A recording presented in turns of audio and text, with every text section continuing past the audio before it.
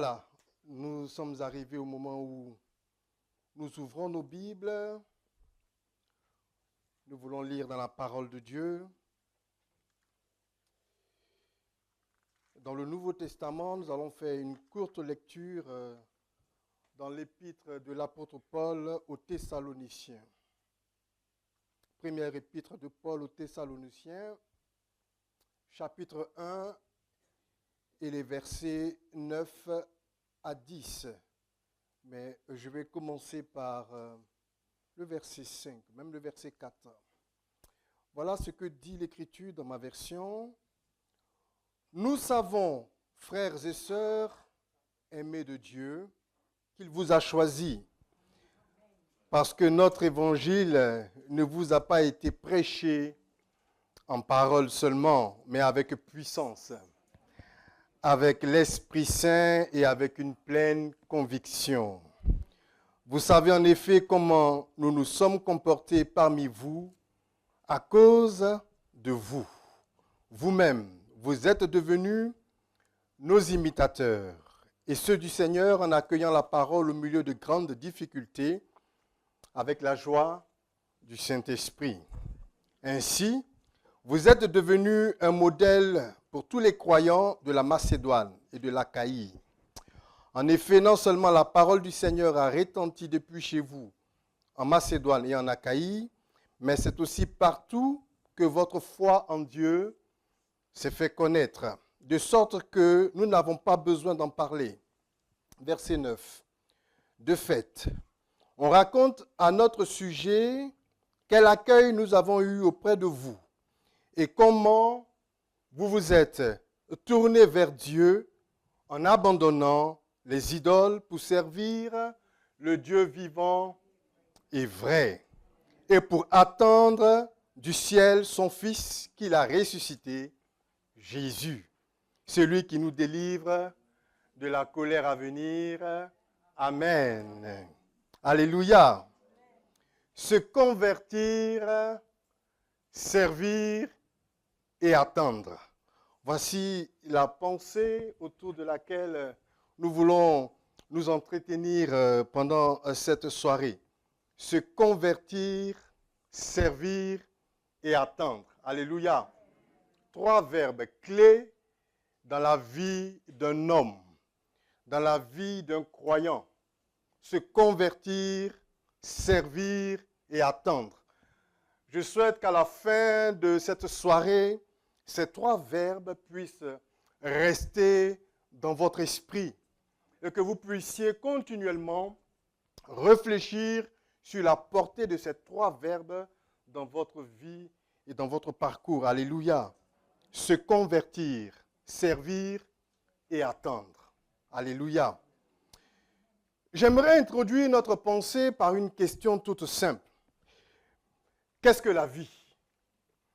Et quand j'ai commencé à réfléchir sur cette question, qu'est-ce que la vie, je me suis rendu compte très rapidement que ce n'est pas une question simple finalement.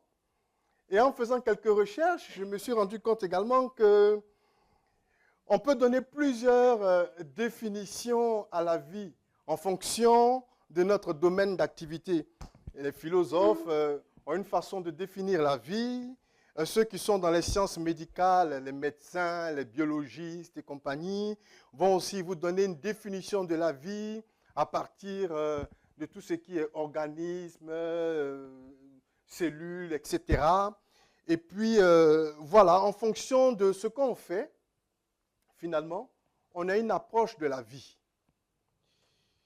Mais pour nous qui sommes croyants, nous sommes convaincus que la vie est avant tout un don de Dieu. C'est un don de Dieu.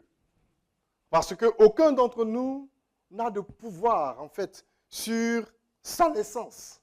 Ce n'est pas toi qui décides. Tu n'as aucune prise sur le moment où tu viens sur la terre. En tant qu'être vivant, en tant qu'humain, tu n'as aucune prise sur le moment où tu vas quitter la terre, finalement. Et donc, la vie est un don de Dieu parce que la Bible dit qu'au commencement, Dieu créa les cieux et la terre. Genèse chapitre 1, verset 1. Et au verset 27, la Bible dit, Dieu créa l'homme et la femme. La Bible dit, Dieu forma l'homme de la poussière de la terre, il souffla dans ses narines et l'homme est devenu un être vivant. Ça, c'est au chapitre 2 et au verset 7. Dans le psaume 104, qui retrace un peu les louanges du Dieu qui a créé toutes choses, le psalmiste, à un moment donné, en parlant des animaux, etc., va dire ceci, au verset 29, il dit, « Si Dieu retire le souffle, ils expirent. » Au verset 30, il dira, « Et s'il envoie le souffle, ils sont créés. » Dieu est celui-là qui tient nos vies dans le creux de ses mains. Dans l'histoire d'Israël, qui est le premier peuple à avoir eu la révélation du Dieu dont nous nous plaisons à parler dans nos différentes réunions, à un moment donné de son histoire, alors que ce peuple était déporté sous le roi Nebuchadnezzar, par la bouche du prophète Ézéchiel, Dieu va dire ceci, « Car je ne désire pas la mort de celui qui meurt. Convertissez-vous donc et vivez. » Ézéchiel chapitre 18, verset 32. « Je ne désire pas la mort de celui qui meurt. Convertissez-vous et vivez. » On voit là donc dans cette déclaration que Dieu veut vraiment que l'homme vive. Alléluia. Et plus tard, dans cette même pensée, le Seigneur Jésus viendra sur la terre et en Jean chapitre 10, verset 10 que vous connaissez très bien certainement, il dira ceci, « Le voleur ne vient que pour dérober, pour égorger, pour détruire, mais moi, alléluia, je suis venu afin que les brebis aient quoi? Aient la vie et qu'elles soient dans l'abondance. Alléluia. » Donc, par cette déclaration, nous voyons bien que le Dieu en qui nous croyons, le Dieu que nous célébrons et dont nous venons de chanter les louanges tout à l'heure, est un Dieu qui nous veut la vie. Il est la source de vie. Amen. Et nous disons donc que si la vie est un don de Dieu et que c'est là très clairement sa volonté, il faut aussi souligner que Dieu a donné la possibilité à l'homme de choisir. L'homme a le choix. Dieu n'impose rien à l'homme. Et en Genèse chapitre 2, versets 16 à 17, quand il a créé l'homme, il va le placer dans le jardin et puis il va lui donner des instructions. Tu pourras utiliser de tous les arbres qui sont là à ta disposition, de tout l'environnement que je mets là à ta disposition. Par contre, à cet arbre-ci, tu ne toucheras point. Parce que le jour où tu toucheras à cet arbre, eh bien, tu mourras. Et dans Deutéronome, Dieu va dire au chapitre 30, un verset que j'aime bien, verset 19 à 20, par la bouche de son serviteur, il dira, « J'en prends aujourd'hui à témoin contre vous le ciel et la terre. J'ai mis devant toi la vie et la mort, la bénédiction et la malédiction. » Et puis il précise, « Choisis la vie, afin que tu vives. » Alléluia. Toi et ta postérité, pour aimer l'Éternel, etc., etc. Choisis la vie. Donc, on voit bien que Dieu a un projet de vie, qu'il soumet à l'homme. Et il encourage l'homme à embrasser, à saisir cette grâce, ce projet de vie. Malheureusement, bien-aimés frères et sœurs, l'histoire nous montre de façon implacable que l'homme a fait le mauvais choix. L'homme a fait le choix du péché. L'homme a fait le choix de la désobéissance à Dieu. L'homme a fait le choix d'une vie inférieure à celle que Dieu avait voulu pour lui.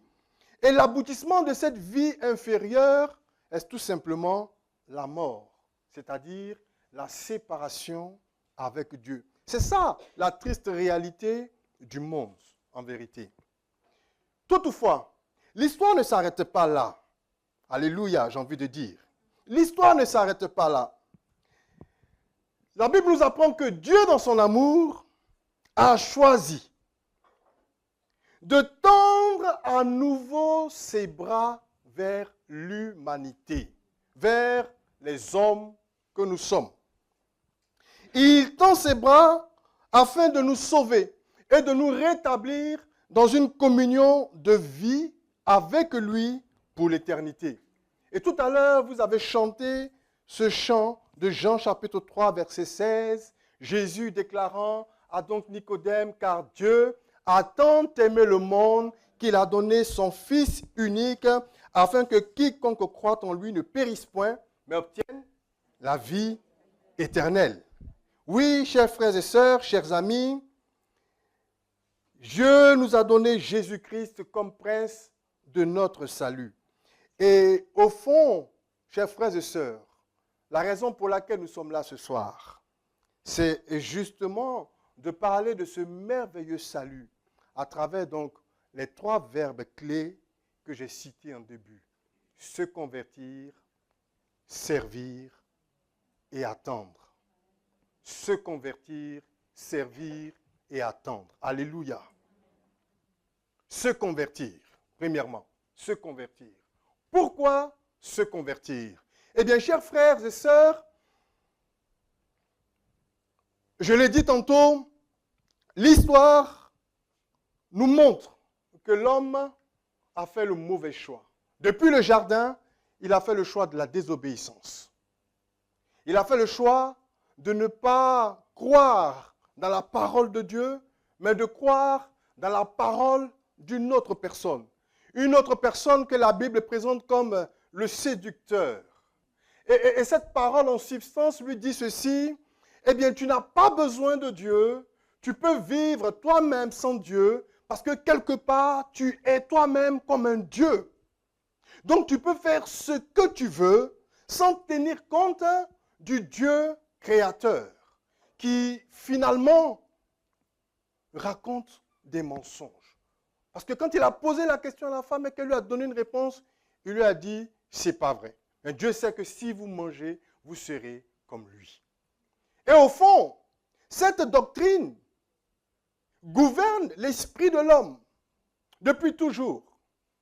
Je n'ai besoin de personne. Je suis libre. Je fais ce que je veux. Je fais ce qui me plaît. Je n'ai pas besoin d'une autorité au-dessus de moi. Je peux faire comme bon me semble. Et au fond, bien aimé, et s'il y a parmi nous des visiteurs, c'est bien cela qui nous éloigne de Dieu. Et c'est ce que la Bible appelle le péché. Nous n'aimons pas trop ce terme, péché.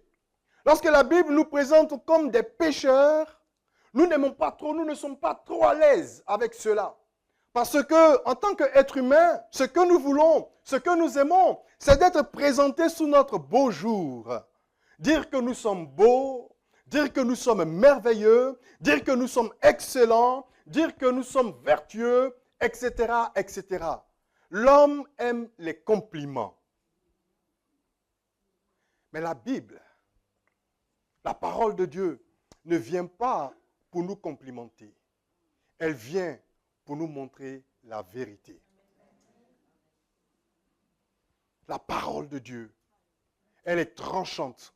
La Bible dit encore plus tranchante qu'une épée à double tranchant.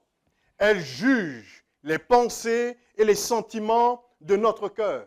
La parole de Dieu est comme un miroir qui vient refléter l'état de notre âme, l'état de notre cœur. Nous pouvons porter de beaux vêtements, afficher d'excellents sourires, n'est-ce pas? Tenir des propos élogieux, des propos éloquents, faire de grands discours, haranguer les foules, etc., etc. Paraître comme un beau parleur, un beau discoureur. Mais au fond, notre cœur est rempli de rapine, de lèpre. Vous savez, lorsque Dieu appelle Moïse, à un moment donné, il lui dit, pose ta main là sur ta poitrine. Et lorsqu'il va ressortir sa main, il va voir qu'il y avait de la lèpre. Oui, chers frères et sœurs, malheureusement, c'est là la condition de l'homme. Regardons, interrogeons l'histoire. Certains disent, ah non, moi je suis un homme bon. Quand on dit qu'on est des pécheurs, il y en a qui sont complètement énervés, en colère, parce qu'ils ne veulent pas entendre cela. Et ils vont mettre en avant leur bonne qualité. Et l'histoire est là, au fond, pour nous servir de témoignage. Si nous sortons un peu de la Bible, nous voyons autour de nous des gens qui développent, par exemple, des œuvres caritatives et qui font de bonnes choses. Et à cause de leurs actions, de leurs bonnes œuvres, on crée donc des associations et puis ça parcourt un peu le temps. On a différentes associations que je n'ai pas envie de nommer ici, qui nous parlent des œuvres caritatives en fonction de personnages soi-disant excellents, qui avaient vraiment un haut niveau de moralité. C'était des personnes exemplaires, etc. Et puis, un jour, on finit par découvrir que cet homme, parfois des hommes religieux, parfois des hommes de ceci ou cela, eh bien, on découvre avec stupeur que c'était des monstres. Vous comprenez? Et pourtant, ils étaient capables d'afficher une certaine moralité. Ils étaient capables de faire du bien. Vous comprenez? De développer certaines valeurs morales. Et cela faisait qu'aux yeux des autres, ils paraissaient comme exemplaires. Voici un personnage vraiment digne de confiance. Et les gens partaient leur confier leurs enfants. Ne sachant pas qu'ils les confiaient justement aux mauvaises personnes. Oui, voilà un exemple. Quand la Bible dit que l'homme est pécheur, voici un exemple. Parce que oui, tu peux faire de bonnes actions. Ce n'est pas lié à tes bonnes actions. Le péché, c'est la désobéissance à Dieu. Le péché, il est enfoui à l'intérieur de ton cœur. Jésus pouvait dire aux gens qui l'écoutaient, ce n'est pas ce qui entre qui souille, c'est ce qui sort de ton cœur, de ta bouche. Voilà le péché. Voilà le mal. Et ce mal-là est entré dans l'humanité. Le péché est comme un virus. Et parfois la Bible présente le péché comme un prédateur. Il vient tout doucement. On a l'impression que c'est rien du tout. Au début, ça allait d'être agréable.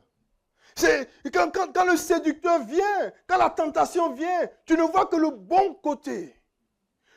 Une espèce de plaisir, quelque chose d'agréable, quelque chose de contemplatif, de beau, de merveilleux, quelque chose d'innocent.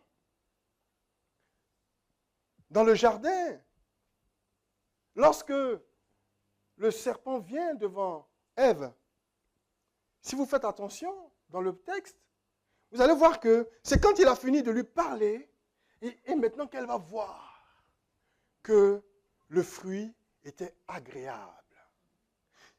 Avant d'entendre, avant d'être séduite, avant d'être tentée, elle était là avec son mari et le fruit, c'était un fruit qu'il ne fallait pas toucher. Vous comprenez? Mais quand le tentateur est venu et quand il a injecté dans son esprit cette pensée, hop, subitement, son regard a changé.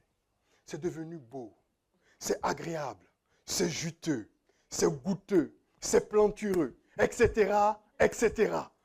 Maintenant, il faut que je goûte à ça. Ah, mais la saveur doit être... c'est quel nouveau fruit ça. Ouh là là, ça doit être très bon. Et puis ça commence à faire son effet dans son esprit, vous comprenez? Et puis, hop, elle va manger le fruit. Elle va en donner à son mari. Et là, vous savez, le péché, il agit comme un monstre. Une fois que tu consommes, il te saisit.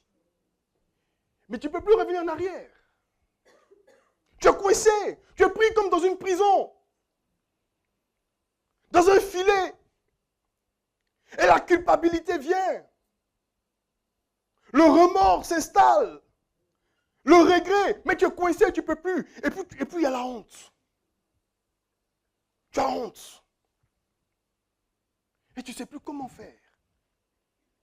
Ils ont eu honte. Quand ils ont goûté maintenant, ils ont vu autre chose.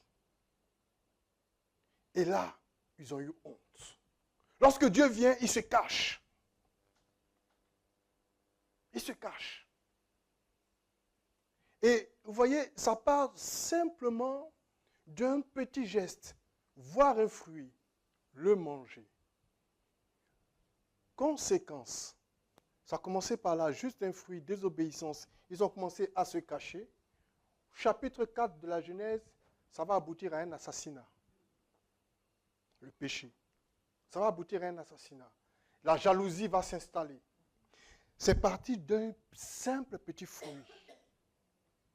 Et ça va commencer à grandir. Il va assassiner son frère. Il va se cacher. Il va fuir. Et quand vous arrivez à Genèse chapitre 6, vous allez voir que la méchanceté, le mal a gagné le genre humain. Au point où Dieu se répand d'avoir fait l'homme. Le cœur de Dieu est triste. Le péché a corrompu le genre humain.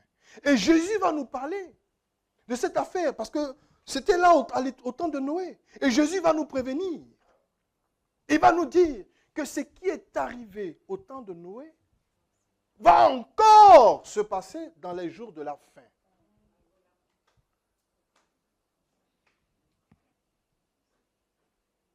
Le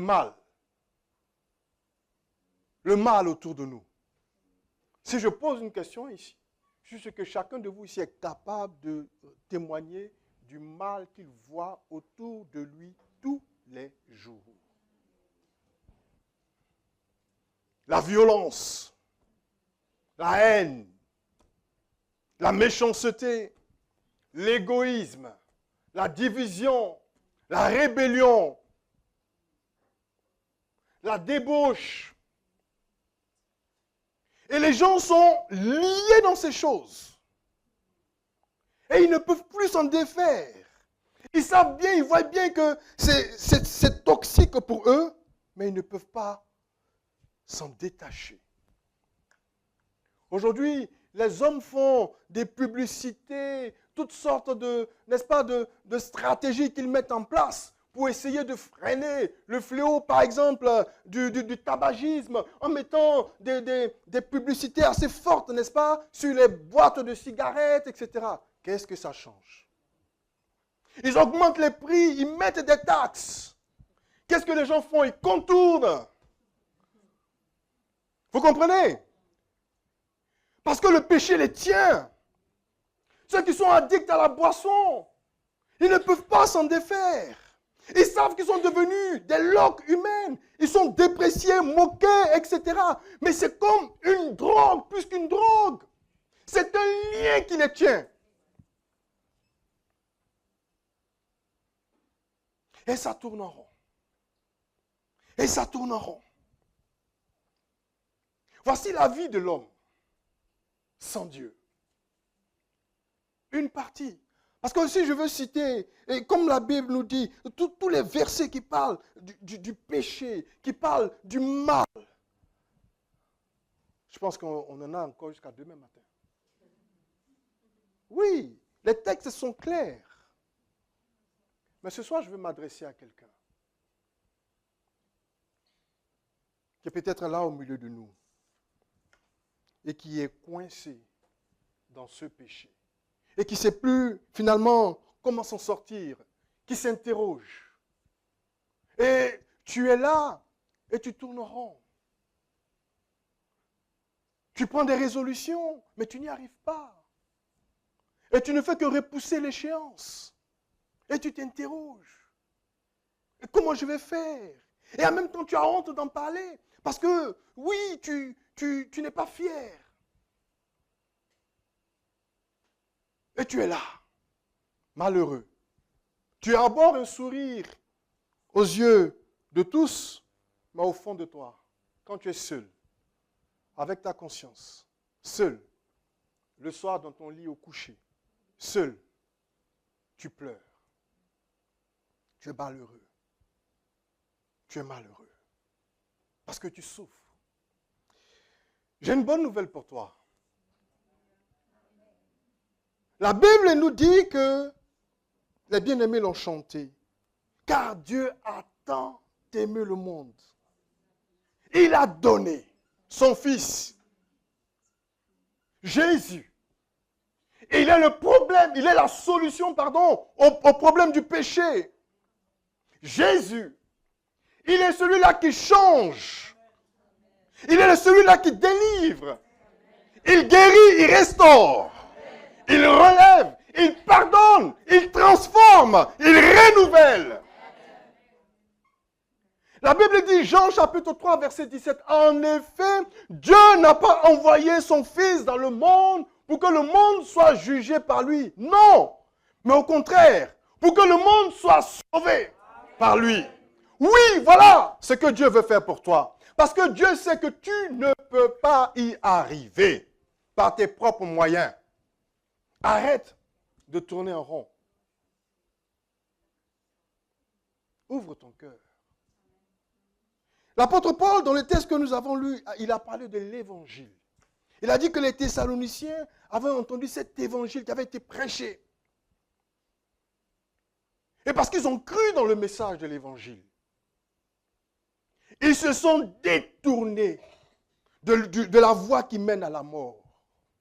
Oui, le chemin sur lequel tu es est un chemin qui mène à la mort. Mais Jésus-Christ est venu, il dit, je suis venu afin que tu aies la vie. Je suis venu te donner la vie. Et lui-même a déclaré ceci, je suis le chemin, la vérité et la vie. Voilà le chemin. Il s'appelle Jésus.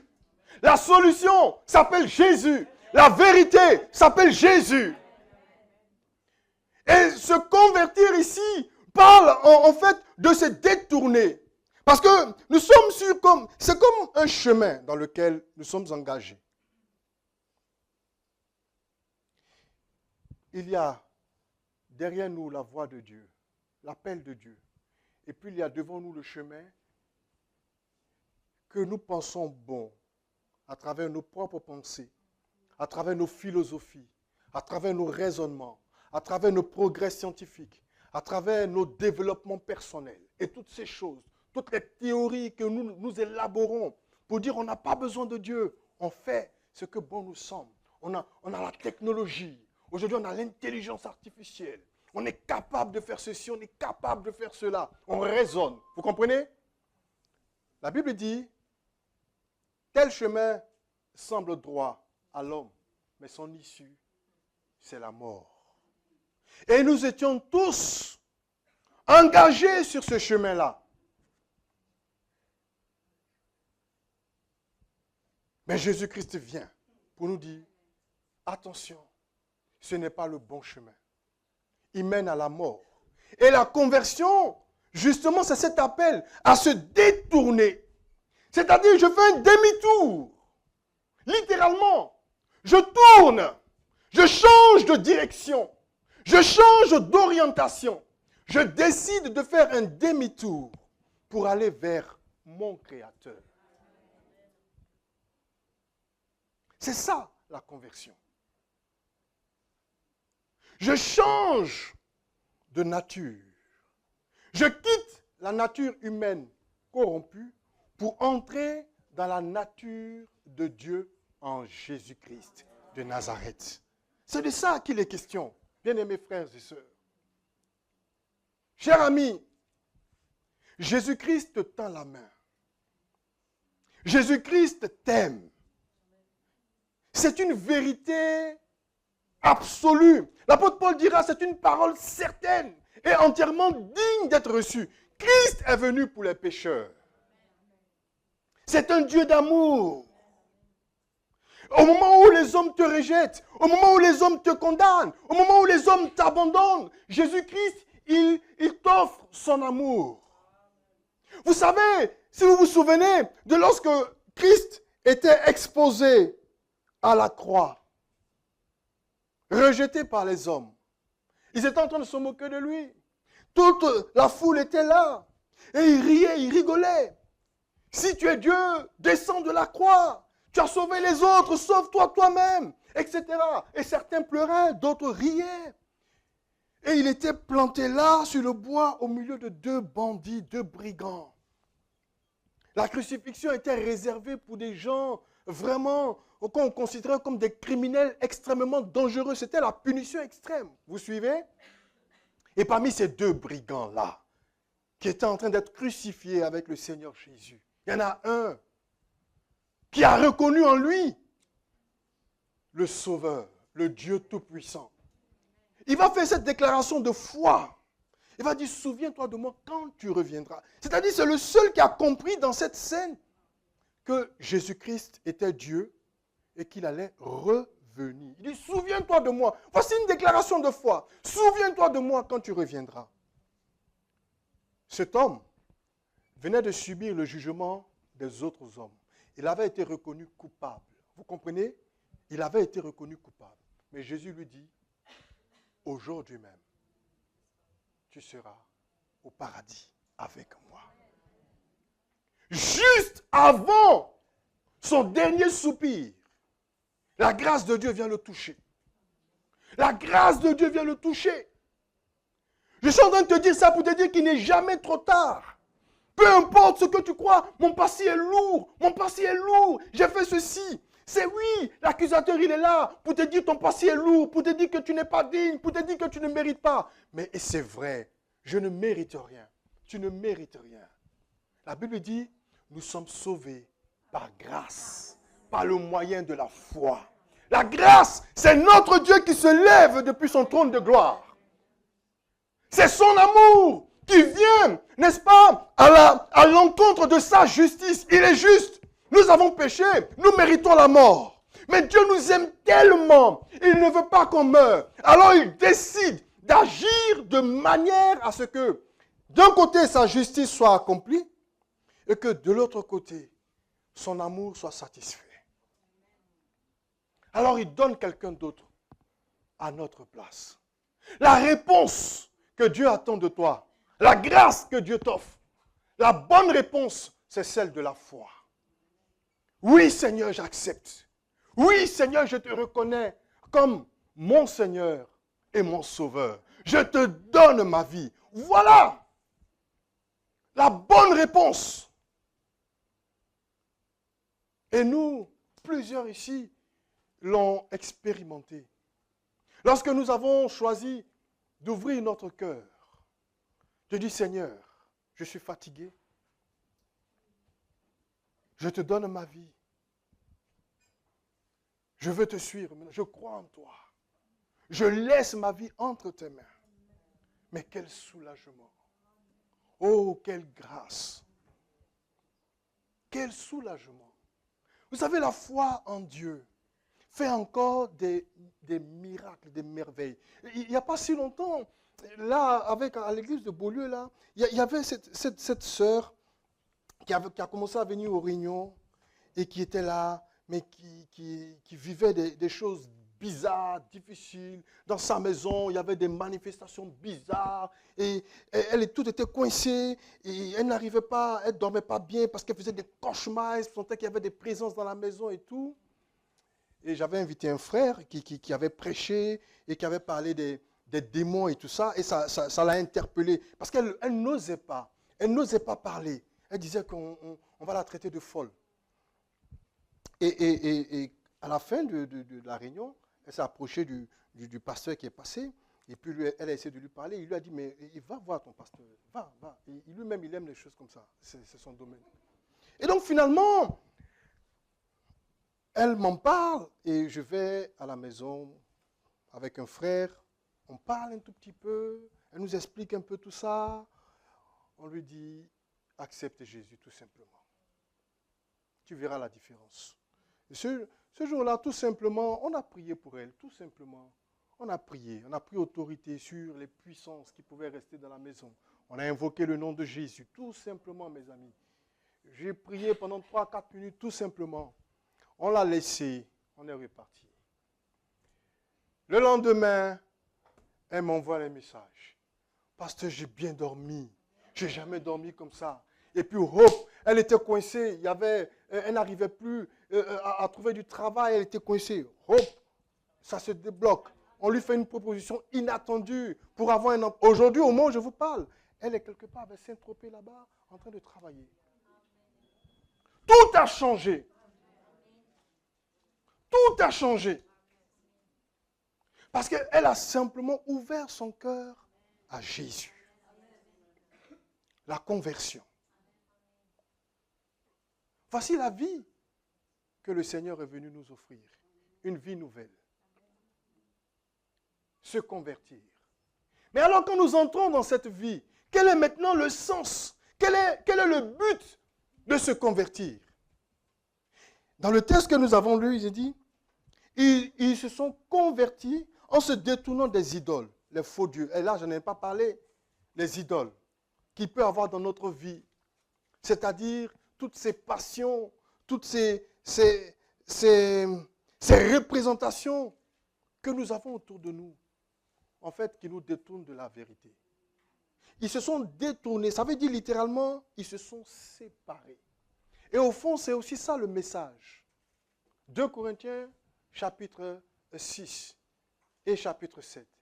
Dieu va dire ceci, 2 Corinthiens, chapitre 6, verset 17. Il dit, sortez du milieu d'eux. Sortez du milieu d'eux. Et je vous accueillerai. Il dit, séparez-vous. Et je vous accueillerai. Vous serez mon peuple. Je serai pour vous un père et vous serez mes enfants. Alléluia. La Bible nous appelle à une démarcation, à une séparation. C'est ça la conversion. Lorsque j'ouvre mon cœur, lorsque je décide de donner ma vie, l'Esprit de Dieu viendra. Et c'est lui qui me donnera cette force de vivre et de marcher en nouveauté de vie. Dans le texte, il est parlé de servir. Littéralement, c'est obéir. Se soumettre. J'ai maintenant un nouveau maître. Mon Dieu. Alléluia. C'est ça en fait. Je reviens à la base. Je reviens à la création. Chers amis, si vous lisez la Bible, regardez dans Genèse chapitre 1, lorsque Dieu crée toutes choses, vous allez voir que Dieu va créer, et il va déclarer que la terre soit, il fait une séparation, et puis il va dire ceci, que la terre produise des fruits, des animaux, etc. D'accord? Dans Jean chapitre 15, Jésus va faire cette image. Il dit, je suis le cep et vous êtes les sarments. Pour dire que sans lui, on ne peut rien faire. Il va prendre cette image donc du tronc de l'arbre et des branches, pour dire que si les branches ne sont pas rattachées au tronc, eh bien, ils ne peuvent pas porter de fruits. C'est ça? On est d'accord? On est d'accord. Mais l'arbre lui-même, s'il n'est pas enraciné à sa source, qui est la terre, il ne peut pas se développer. Vous comprenez? Il ne peut pas se développer. Mais l'homme, quelle est sa source? La Bible dit, Dieu a fait l'homme à son image et à sa ressemblance.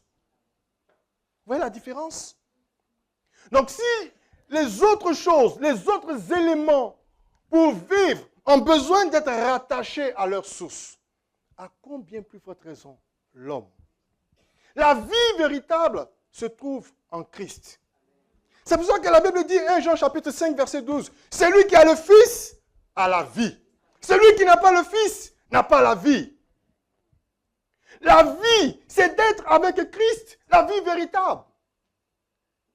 Dieu est venu pour nous offrir une vie, non pas cette vie humaine qui est appelée à expirer, à prendre fin, une vie sur terre qui est soumise à la souffrance, à la difficulté, à la maladie et à toutes sortes de choses, au handicap.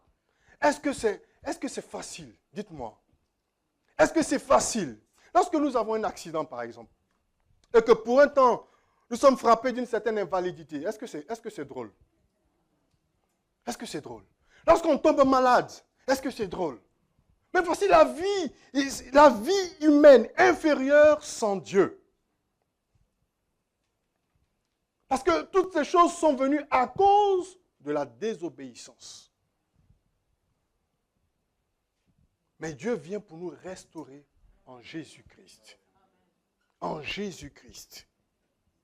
Et si nous sommes connectés à lui, il a dit lui-même, il dit, ma nourriture, c'est de faire la volonté de celui qui m'a envoyé. Alléluia. C'est-à-dire que ma vie maintenant, en tant qu'enfant de Dieu, entre dans une dimension de service. Je sers mon Créateur, celui qui me donne tout. Je n'ai plus besoin d'être agité. Je n'ai plus besoin de m'inquiéter. Mon Dieu prend soin de moi. Il dit, et Dieu pourvoira à tous vos besoins. Alléluia, selon sa richesse et sa gloire. Voici le lot des enfants de Dieu. Et donc, il marche dans cette obéissance, dans la plénitude de la foi. Et pour pouvoir mener cette vie, qu'est-ce qu'il a fait? Il nous donne son esprit. Et par le Saint-Esprit, alors maintenant, désormais, nous sommes remplis d'amour. Nous sommes remplis de patience. Nous sommes remplis de paix. Et regardez comment nous vivons aujourd'hui la nouvelle humanité de Dieu. Là où, au dehors, ils ont des barrières de couleur de peau, barrières de langage, barrières de conditions sociales, barrières de ceci, barrières de cela. Et ils font des clans, ils ont des communautés, ils ne peuvent plus se pardonner, ils se méfient. À l'église, vous venez et il y a tous les peuples. Alléluia! Il y a tous les peuples. Les barrières sont tombées. Et les gens en s'aiment d'un amour pur, d'un amour qui n'attend rien. Il y a une entraide. Vous venez à l'église, il y a une autre atmosphère. Mais les chrétiens, ils sont encore dans ce monde. Et comme ce monde a été maudit à cause du péché, il y a des douleurs, il y a des souffrances. Mais ils ne vivent pas les souffrances comme ceux qui n'ont pas d'espérance. Parce que maintenant, leur Dieu marche avec eux. Jésus a dit, Matthieu chapitre 28, verset 20, il dit, « Et je suis avec vous tous les jours, jusqu'à la fin du monde. » Alléluia. Alors, ils sont en paix. Et l'histoire de la Bible nous le montre. Lorsque Israël, à cause du péché, a été déporté sous le roi de Nebuchadnezzar, et que ce roi est venu, il a saccagé le temple, symbole de la présence de Dieu, et qu'il a fait demander tous les enfants nobles, etc., qui sont pris en déportation comme des esclaves dans son royaume. La Bible nous dit quoi? Il y avait un jeune homme, Daniel et ses compagnons. Vous voyez, malgré cette difficulté, vous voyez, Daniel est arraché, n'est-ce pas, à sa nation. Il est arraché à sa famille. Et on l'emmène dans un autre pays, dans le palais royal. Mais c'est fini. Surtout que les symboles qui montraient la présence de Dieu ont été détruits par ce roi. Leur foi est brisée, le peuple est brisé. Mais Daniel, qu'est-ce qu'il fait? Sa foi, elle est dans son cœur. Et il continue de rester fidèle à Dieu. Là où tous les autres sont lassés par le découragement, Daniel reste là, ferme. Vous suivez, mes amis? On va leur proposer des mets. Vous comprenez? Non, nous ne sommes pas distraire. On va leur proposer des mets. Il va refuser. Et vous allez voir qu'à partir de là, parce que sa foi, il met sa foi en action. Parce qu'il sait que son Dieu est présent. Dieu va mettre une différence entre Daniel, ses compagnons et les autres. Mais vous allez voir, quand vous lisez le livre de Daniel, une série d'épreuves. Une série d'épreuves. Et qu'est-ce que Dieu fait? Dieu ne va pas empêcher qu'ils aient des épreuves, mais il va aller dans l'épreuve avec eux. Parce que c'est là une fausse mentalité. Parfois, vous savez, en tant qu'homme, on n'aime pas la notion de souffrance. On n'aime pas ça du tout. On veut vivre vraiment dans le confort, bien climatisé. On est à l'aise. On n'aime pas trop ça. Mais la Bible dit, écoutez-moi bien mes frères et sœurs, et il faut que ce message soit entendu. Il dit, ne soyez pas surpris comme une chose étrange de la fournaise ardente qui est au milieu de vous pour vous éprouver. C'est l'apôtre Pierre qui le disait. Il y a des tribulations. Et les Thessaloniciens ont reçu la parole de Dieu au milieu de beaucoup de persécutions. Mais ils ont gardé cette foi. Et ça fait que tout le monde parlait de leur foi. C'est une promesse de Dieu. Il dit, celui qui croit en moi aura des pères, des mères, des frères, etc. Il dit, avec des persécutions. Ne vous y trompez pas, bien-aimés frères. Pendant que nous servons Dieu, il y aura des tribulations. Pendant que nous adorons, il y aura des tribulations. Il y aura des jours difficiles. Il a dit, je suis avec vous. Et c'est ce qui fait la différence. C'est pourquoi l'apôtre Paul, bien qu'il soit en prison, il dit aux Philippiens, alors que lui-même il est en prison, il dit, réjouissez-vous. Je le répète, réjouissez-vous. Soyez toujours joyeux. C'est ce qu'il va dire aux Thessaloniciens. C'est pourquoi les enfants de Dieu que nous sommes, malgré les temps difficiles, nous pouvons venir ici et puis chanter, et puis acclamer. Les autres, ils ne comprennent pas. Mais comment ça se fait? Oui, ma joie ne dépend pas des circonstances sur la terre. Je suis heureux parce que je sais où je vais. Mon nom est écrit dans le livre de Dieu. Alléluia! C'est ça la vérité. Et ça change tout. Ça change tout. Parce que je connais la finalité. Je suis éprouvé pour un peu de temps. Je connais la fin. Est-ce que vous avez déjà regardé un match de football en replay?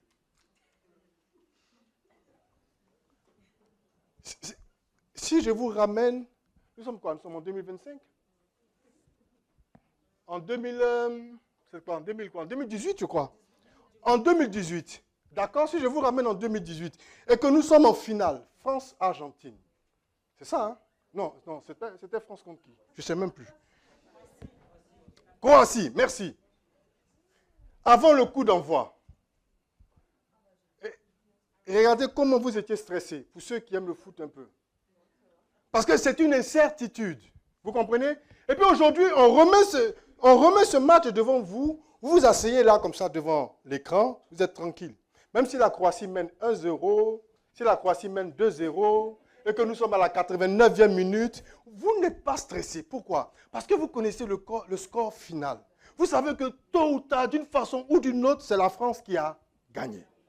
Donc, vous regardez cela avec sérénité. Au fond, notre vie, devant Dieu, nous devons la regarder comme on regarde un truc en replay. C'est-à-dire, le match est déjà joué. Donc, tout ce qui se passe là, c'est juste des échauffements. Alléluia! C'est juste des échauffements. Parce qu'à la fin, on est vainqueur. Christ a remporté pour nous la victoire. Alléluia! La Bible dit, nous sommes plus que vainqueurs par celui qui nous a aimés. Alors tiens bon, mon frère, ma soeur, pendant que tu es en train de servir et que les jours sont parfois difficiles, l'Éternel est ton secours. Et la Bible dit que dans l'épreuve, il va ouvrir une porte. Parce que déjà, il ne permet pas que tu sois éprouvé au-delà de tes forces. Et puis il va ouvrir une porte pour toi. C'est une parole qui est vraie. Il va ouvrir une porte. Très bientôt. Alors tiens bon et réjouis-toi.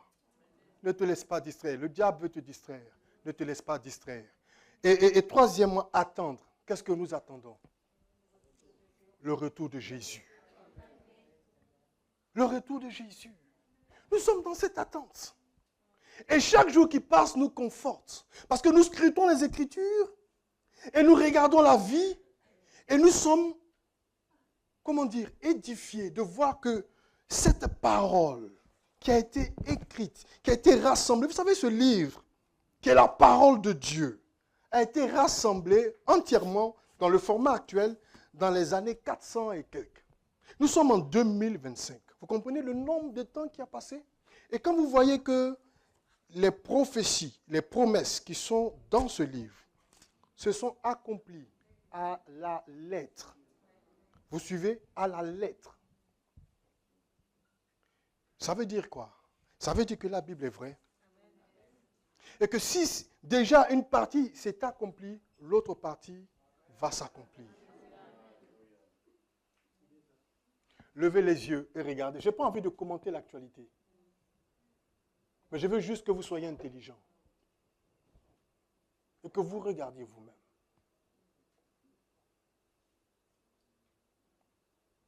Et que cela vous aide à vous préparer. Et Jésus a dit, tenez-vous prêts. Il dit, quand vous verrez ces choses, je ne suis pas loin. Jésus revient. C'est une certitude. Jésus revient. Bien-aimé, Jésus revient. Et ce message, dites-le fort. Jésus revient. Ce Jésus-là a été annoncé déjà depuis le jardin d'Éden. Il a été annoncé longtemps à l'avance. Et dans le cours de l'histoire, différents prophètes ont annoncé. Ésaïe a parlé de la venue de Jésus. Il a parlé de la Vierge. Michée en a parlé. Les uns et les autres ont parlé de sa venue. Et il est venu. C'était quelque chose qui dépassait l'entendement des hommes. La Vierge a été enceinte. Il a été différent par sa naissance. Il a été différent par sa vie. Il a été différent par son enseignement. Il a été différent par les œuvres qu'il a faites. Il a été différent par sa mort. Il est mort. Oh, mais bien plus. Alléluia! Il est ressuscité! Et il est vivant! Et il revient! Jésus-Christ revient! Il est vivant! Et parce qu'il est vivant, aujourd'hui encore en son nom, des malades sont guéris.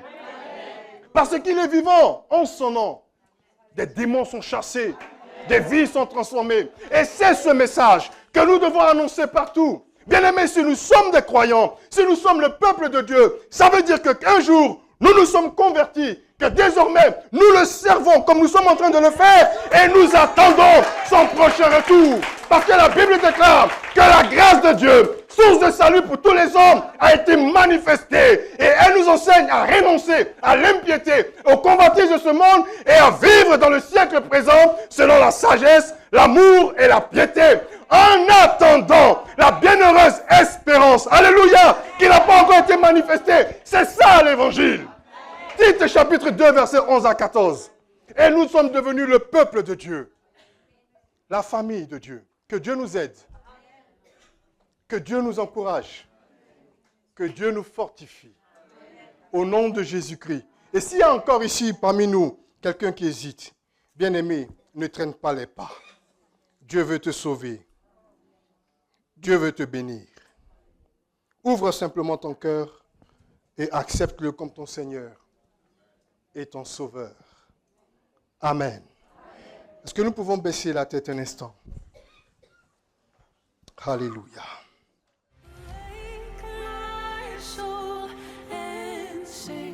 Sing his praise aloud. Sing his praise aloud. Oh, awake my soul and sing his praise aloud. Sing his praise.